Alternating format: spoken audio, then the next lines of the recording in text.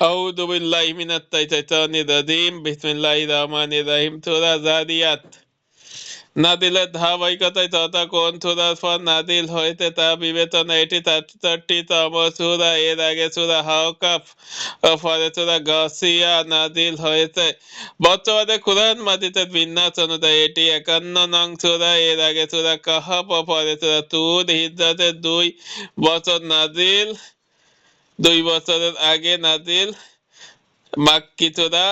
আয়াত আয়াত হচ্ছে ৬০টি, সূরা নং ৫১টি। নামের অর্থ জারিয়াত অর্থ ও দ্রুত গতিতে উড়িয়ে দেওয়া বায়ু। সূরা ১ আয়াতে জাবিয়াত শব্দটি ব্যবহৃত হয়েছে, সেখান থেকে সূরার নাম হয়েছে জাবিয়াত। মেধাতে আল্লাহ ভীরু মুমিনদের আল্লাহ ভীরু মানুষদের বৈশিষ্ট্য, লূত আলাইহিস জনগোষ্ঠী জীবনের উদ্দেশ্য।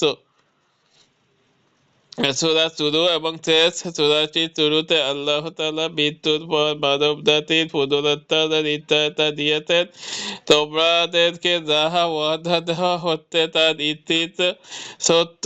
আবার এই ওয়াদা সম্পর্কে আলোচনা দিয়েই সূরাটি শেষ হয়েছে। আর এদিকে যেদিন ওয়াদা দেওয়া হচ্ছে সেদিন আল্লাহর পয়গাম প্রত্যাখ্যানকারীদেরকে চরম দুর্ভোগে পৌঁছাতে হবে। অন্যান্য সূরার সঙ্গে সম্পর্ক। এই সূরার আগে সূরা হলো সূরা কহফ, যাহা শেষ হয়েছে পুনরুত্থানের আলোচনা দিয়ে। সূরা জারিয়াতের শুরুতে কসমকে বলা হয়েছে যে কিয়ামত অবশ্যই সংঘটিত হবে এবং মানুষদের পুনরুত্থান হবে। তোমাদেরকে যাহা ওয়াদা দেওয়া হচ্ছে তা নিশ্চিত সত্য। থানে নজুল। অধিকাংশ মানুষই আখিরাতের ব্যাপারে ভুল ধারণা পোষণ করে। হাতে গোনা কিছু লোক যথাযথ ধারণা রাখলেও বহু লোক একেবারে অস্বীকার করে।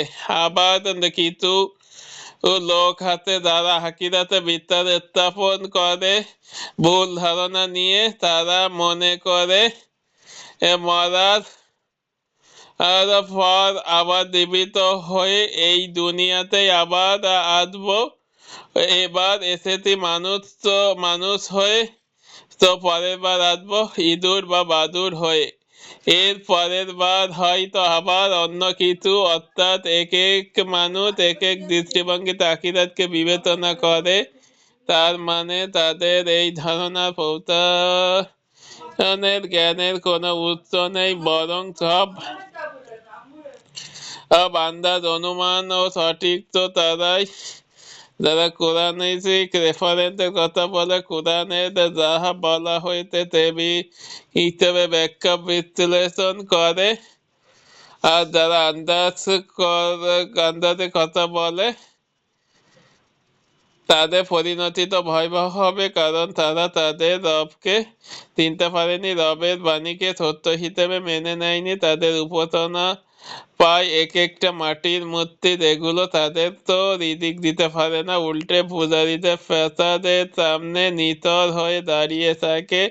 মোটা দাগে আল্লাহ তাআলা আখিরাত ও তাওহীদের দাওয়াত দিতেই এই সূরা নাযিল করেছেন। সূরাটির ছোট হলেও বিবেককে ভীষণভাবে নাড়া দেয়।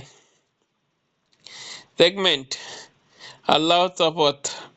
সূরা একেবারে শুরুর অংশে আল্লাহ শপথ করে বলেন, পরকাল ও এর হিসাব নিকাশ অবশ্যই হবে। উপেক্ষা ও মনোযোগের নীতি দ্বারা এর আগে থেকে ধরে বসে আছে যতই হোক ঈমান আনবো না, তাদের পেছনে অযথা সময় নষ্ট না করে মুমিনদের প্রতি বেশি নজর দিতে হবে। এ শাস্তির জন্য তাড়াহুড়ার দরকার নেই। যারা অপরাধী তাদের জন্য আল্লাহ তাতে ঠিক করা আছে। তারা দুনিয়া ও আখিরাত দুই জায়গাতেই ধরা খাবে। তাড়াহুড়ার কোনো প্রয়োজন নেই। ফজিলত। এই সূরাটি মুরসালাত সূরাগুলো অন্তর্ভুক্ত। এ সম্পর্কে নবী সাল্লাল্লাহু আলাইহি ওয়াসাল্লাম বলেছেন, মুরসালাত সূরাগুলোর মাধ্যমে আমাকে অন্যান্য নবীর চেয়ে অধিক মর্যাদা দেওয়া হয়েছে। Cause of effect. আল্লাহর অনুগত্যের বান্দারা রাতের অল্প সময় ঘুমায় ও শেষ রাতে জেগে ওঠে রবের কাছে ক্ষমার ফলে ফলে আল্লাহর ফলে আল্লাহর তাতে তাপার্কিত গভীর হয়, আর সেই তাতে জীবনে হাতে গভীর শৃঙ্খলা প্রশান্তি। তেন্টালিম আল্লাহ কর্তৃক ও মানুষের দায়িত্ব গতিপথ আল্লাহ অপার নির্দেশন। শুরুতে আল্লাহ বেদকৃত নির্দেশন তুলে ধরলেন, সেগুলোর নামে তফাৎ করলেন। অবাক হয়ে দেখতে হয় আল্লাহ তফাতের বিষয়গুলোর মধ্যে কি চমৎকার যুক্তর রয়েছে। দুই আত্মীয় পর্যালোচনা থেকে এই পর্বে কোরআনের বর্ণনা মোড় নেয় ভিন্ন দিকে, দেখানো হয়েছে অতীতের অবদ্ধ জাতিগুলো পরিণতি, আর আমাদের দেওয়া হয়েছে বার্তা। মানুষ ও দিনের উদ্দেশ্য কেবলমাত্র তার ইবাদত ও আনুগত্য করতে হবে, মাথা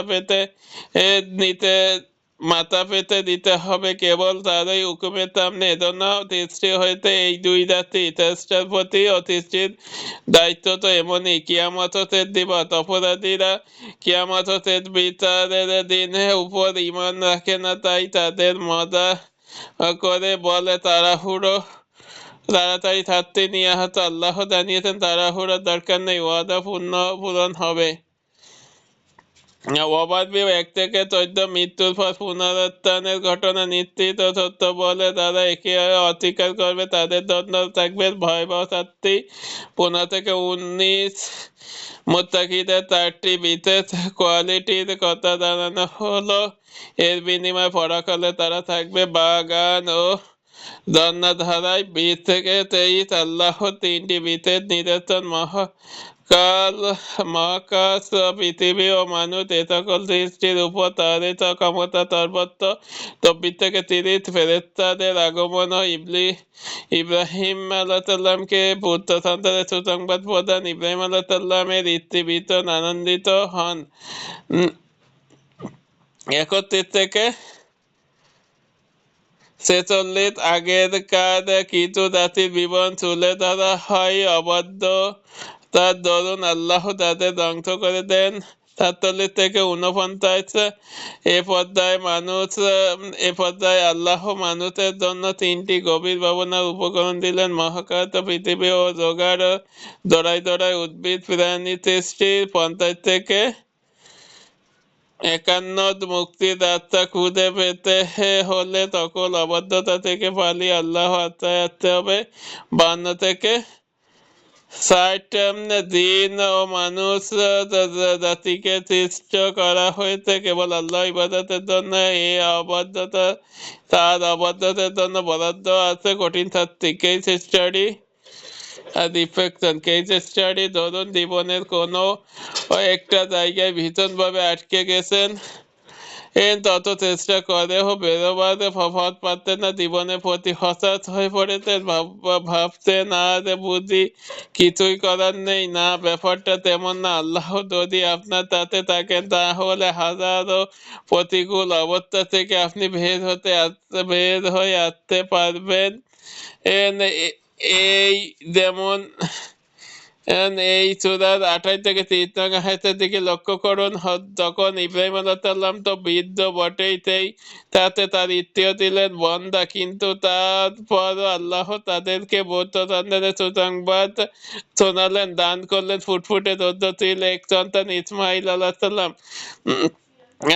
তাই জীবনে কোনো বাধা হলে, সামনে এলে কোনো বিপদ মুসিবত থেকে ভক্তি অসম্ভব মনে হলে কেবল আল্লাহ কুদরতের কথা ভেবে এই আয়াতগুলোর দিকে দৃষ্টি দেবেন, দেখবেন অতটাই মেঘ সরে গিয়ে আপনার সামনে হাজির হয়েছে আলোর ঝলমলে দিন।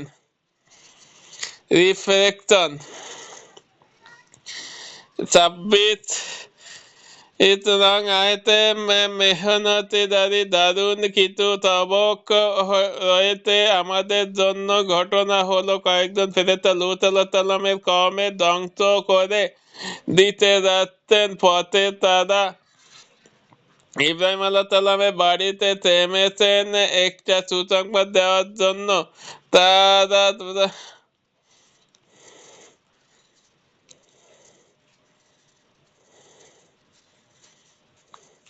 তারা আসা মাত্র ইব্রাহিম আলাইহিসসালাম কি করলেন এই আয়াতে দেখুন। এরপর তাদেরকে বুঝতে না দিয়ে সে তার পরিবারের কাছে যায়। কিছুক্ষণ পর সে একটা মোটা সাদা বাছুর ভুনা করে এনে তাদের সামনে পরিবেশন করে। আয়াতটি নিয়ে পর্যবেক্ষণ করলে কয়েকটি বিষয় আমরা লক্ষ্য করব। বাড়ির মেহমান হলে তাদের খাবারের প্রথম আয়োজনটা যত দ্রুত সম্ভব করে ফেলতে হবে। আবার আয়োজনটা তাদেরকে জানিয়ে করতে হবে যে আপনারা বসুন, আপনার জন্য খাবার আনতে, এরকম নয়, বরং তাদের আগতরে আয়োজনটা হতে পারে, নহিলে তো মেহমান অস্বস্তিতে পড়বে। আবার খেয়াল করুন, ইব্রাহিম আল্লাহ একটা মোটা সাদা বাছুর ভুনা করে এনেছিলেন। এখান থেকে বোঝা যায় সাধ্য অনুযায়ী খাবারটা একটু মানসম্মত করতে হবে। ইসলাম আসলে মেহমানদেরকে যথেষ্ট সম্মান দিয়েছে, তাই মেহমানদারির প্রতি আগ্রহই প্রমাণ করবে আপনার ইমানের গভীরতা কতটুকু। সুতরাং মেহমান যত সম্মান রক্ষা করা আমাদের জন্য জরুরি। অনেকেই মেহমান কে বোঝা বা বাড়তি চাপ মনে করে, এমনটা ভাবা উচিত নয়। কারণ মেহমান তো তার সাথে নিজের রিজিকও নিয়ে আসে। আসেন, আপনার রিজিকে সে খেয়ে ফেলবে না।